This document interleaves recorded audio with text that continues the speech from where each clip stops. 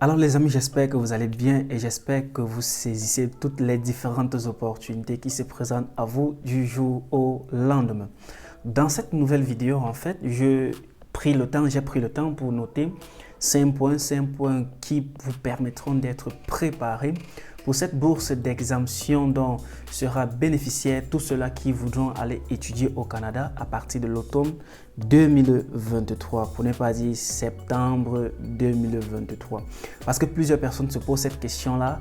Quelles sont les conditions? Qu'est-ce que je peux faire pour me préparer en attendant? Est-ce que je dois attendre janvier pour commencer à faire les demandes d'admission? Est-ce que je dois attendre février? Est-ce que je dois commencer à faire mes demandes d'admission maintenant? Dans cette vidéo-ci, je répondrai à vos questions. Raison pour laquelle je vous conseillerais de rester jusqu'à la fin de cette vidéo-ci pour ne rien manquer en termes d'informations qui sera partagée dans cette vidéo-ci. Sur ce, on se dit.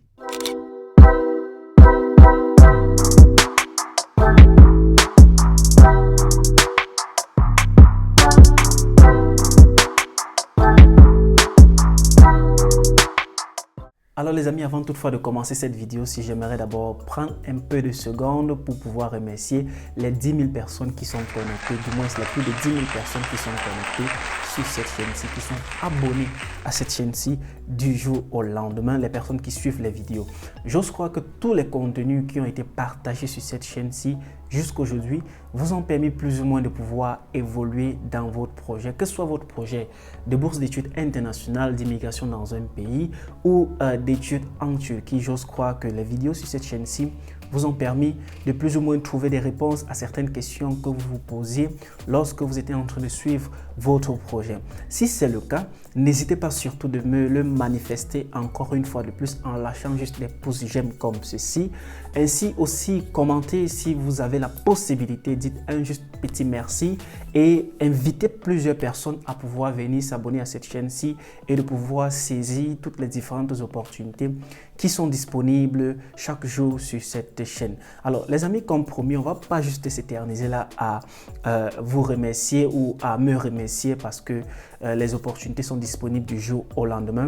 Mais j'ose croire que quelques petites résolutions que je pourrais prendre sur cette chaîne-ci est de maximiser la production du contenu. C'est vrai que c'est pas aussi facile de pouvoir parfois s'asseoir et de produire du contenu, mais je vais me battre pour pouvoir sortir un petit calendrier, de vous donner quelques vidéos, du moins 2 vidéos au moins par semaine pour vous permettre de saisir les opportunités de bourse d'études internationales, les opportunités d'études en Turquie et aussi les opportunités d'immigration. Peut-être aussi on va changer le nom, de Donald Christian qui est mon nom à DC Éducation, parce que sur cette chaîne-ci, nous relevons le fait que l'éducation, c'est la clé. Et sans l'éducation, vous ne pourriez pas facilement réussir. C'est vrai, dans la vie, il n'y a pas juste l'éducation, il y a aussi la finance. Sans l'argent, rien n'est presque impossible dans cette vie-ci. Alors, on ne va pas s'éterniser là, les amis. On va juste évoluer avec le sujet de notre vidéo d'aujourd'hui. Alors, les amis, vous savez, il y a quelque temps que le gouvernement canadien a annoncé que d'ici l'automne 2023, c'est-à-dire septembre 2023, les étudiants internationaux pourront payer des frais de scolarité au même titre que les étudiants canadiens. Ouais, plusieurs vidéos ont été disponibles sur le net, plusieurs personnes ont fait des recherches, d'autres personnes ont dit que désormais je vais aller étudier au Canada, d'autres personnes ont dit voilà, le Canada est ma prochaine destination. Certains sont même en train de se préparer pour aller étudier au Canada, malgré le fait qu'il n'y ait pas de moyens financiers. Les amis, j'aimerais d'abord vous dire ceci. Étudier au Canada nécessite des moyens financiers. Que vous soyez boursier ou non, vous avez besoin des moyens financiers. Je ne vous décourage pas, mais je vous dis juste que si vous voulez aller étudier au Canada et que vous n'avez pas un sponsor ou quelqu'un qui va s'occuper de vous ou qui va vous donner ces moyens financiers d'aller étudier au Canada, ce n'est pas la meilleure destination pour vous parce que ça ne pourra pas facilement réussir. Bref, les études au Canada nécessitent de l'argent. Alors, le sujet en question parlait de l'exemption des droits de scolarité supplémentaires selon les programmes d'études de la région. Ce qu'il faut noter, les amis, déjà, c'est que c'est une subvention dont le gouvernement canadien a décidé d'octroyer aux étudiants, du moins internationaux, qui viendront étudier au sein de certaines universités ou cégep là-bas au Canada. Du moins, ça leur permettra ainsi de payer des frais de scolarité de 3 000 $ en université en moyenne et de ne payer aucun frais de scolarité dans les cégeps. Pour ceux-là qui vont choisir un territoire, du moins des universités qui seront situées à l'extérieur du territoire de la communauté métropolitaine du Canada. Alors, les amis, permettez-moi, j'ai juste noté 5 points-là pour vous permettre de mieux vous préparer. Vous savez, ce qu'il faut d'abord noter, c'est que ce n'est pas tous les programmes qui seront disponibles pour cette année 2023. D'ailleurs, même aller étudier au Canada, ce n'est pas tous les programmes qui sont disponibles parce qu'il y a des programmes qui sont disponibles aux étudiants internationaux. Il y a d'autres programmes qui ne sont pas du tout accessibles aux étudiants internationaux. Alors, la première des choses que j'ai eu à noter dans mon petit calepin là, ici, parce que c'est très important, il faudrait toujours noter avant de venir vous dispenser cela, c'est le choix du programme. Alors, ce qu'il faut savoir, c'est qu'il y a juste quelques programmes qui ont été donnés pour cette opportunité d'études au Canada. Comme je rappelle encore, le premier programme est la technologie de l'information, le deuxième programme, le génie, le troisième programme est la santé et les services sociaux, le quatrième programme est l'éducation et le cinquième programme est les services de garde éducatifs à l'enfance. C'est vrai, c'est juste des programmes en général. Par exemple, si on prend un génie, à l'intérieur du génie, il y a génie alimentaire, génie électrique, génie biomédical, génie civil. Il y a plusieurs types de génie. Les technologies de l'information, comme par exemple programmation et tout ce qui va avec ce domaine-là.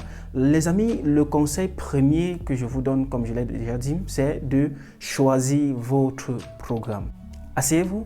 Posez-vous la question, quel est le programme disponible ou le mieux favorable pour moi parmi ces différents secteurs qui ont été relayés par le gouvernement du Québec. Du moins, vous devez vous poser ces questions-là et localiser votre programme selon votre carrière parce que bien sûr, aller étudier au Canada pour un domaine spécifique, vous devrez absolument démontrer cela. Vous devez justifier du moins ce que cela va selon votre carrière. Pour ceux-là qui ont peut-être déjà une licence et qui vont décider d'aller recommencer à zéro, c'est-à-dire aller peut-être dans un cégep ou aller dans une haute université pour recommencer un baccalauréat, parce qu'on appelle la licence au Canada baccalauréat, vous devrez plus ou moins démontrer pourquoi vous décidez de quitter par exemple sciences biomédicales pour aller faire un domaine de technologie de l'information ou pour aller faire un domaine de l'éducation. Donc faites déjà le choix de votre filière, faites déjà le choix de votre département, faites déjà le choix du programme de formation dont vous aimeriez suivre là-bas au Canada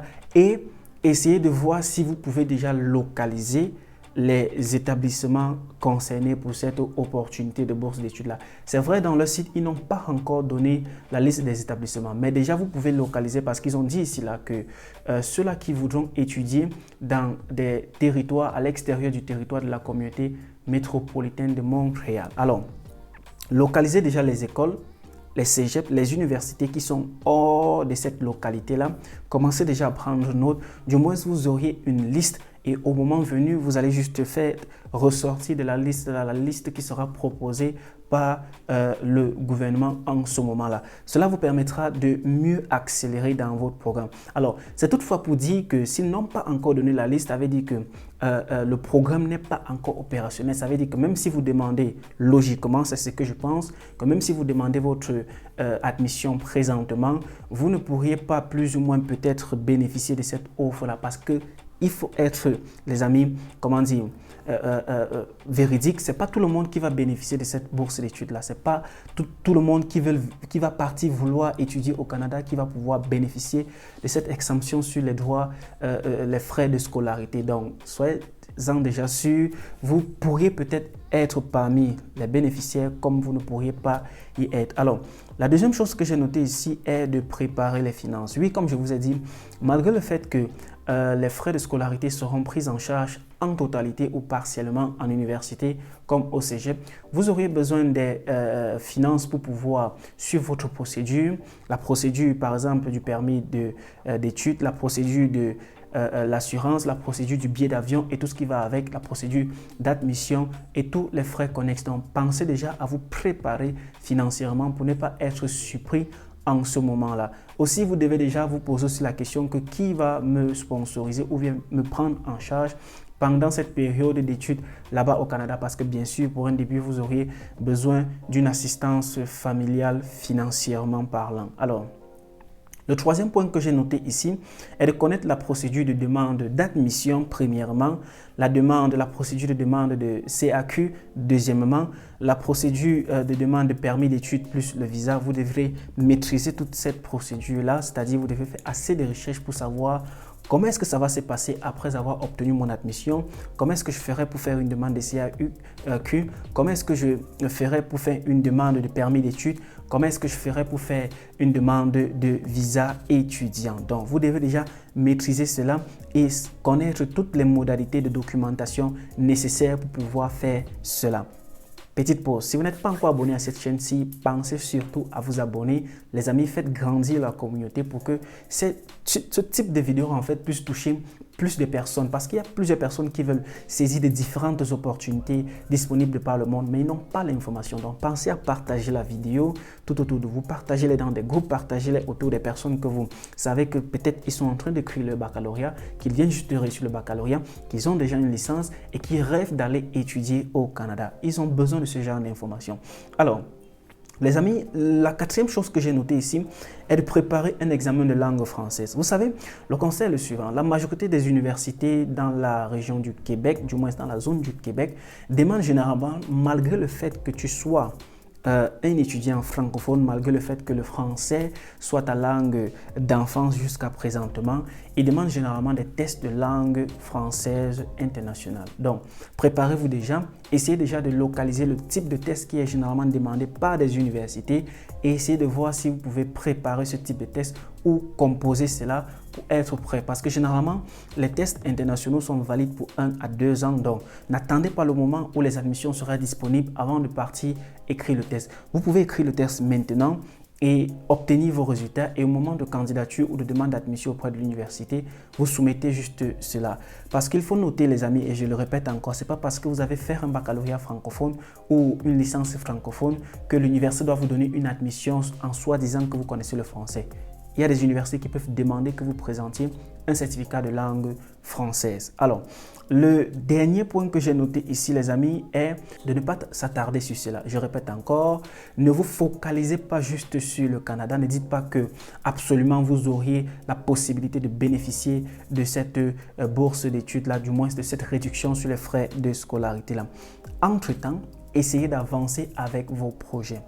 Avancez avec vos projets dans différentes destinations, parce qu'il n'y a pas seulement le Canada pour les études internationales, il n'y a pas seulement la France, il n'y a pas seulement les États-Unis, il y a plusieurs d'autres pays. Donc, entre temps que vous vous préparez pour la procédure du Canada, essayez aussi de préparer la procédure pour un autre pays qui est peut-être plus ou moins mieux favorable à cela. Les amis, cela vous permettra, du moins, tous ces points que j'ai cités ici, vous permettront de pouvoir mieux être prêt au moment venu pour les demandes d'admission et pour la procédure d'exemption des frais de scolarité pour les étudiants internationaux qui iront étudier hors ou qui iront étudier au Québec pour l'année 2023, septembre 2023, pour être plus précis. Alors, je termine cette petite vidéo une fois de plus avec ceux-là qui ont postulé à la Turquie Bourse-Lari, parce que je sais qu'il y a plusieurs personnes qui ont posé assez de questions dessus.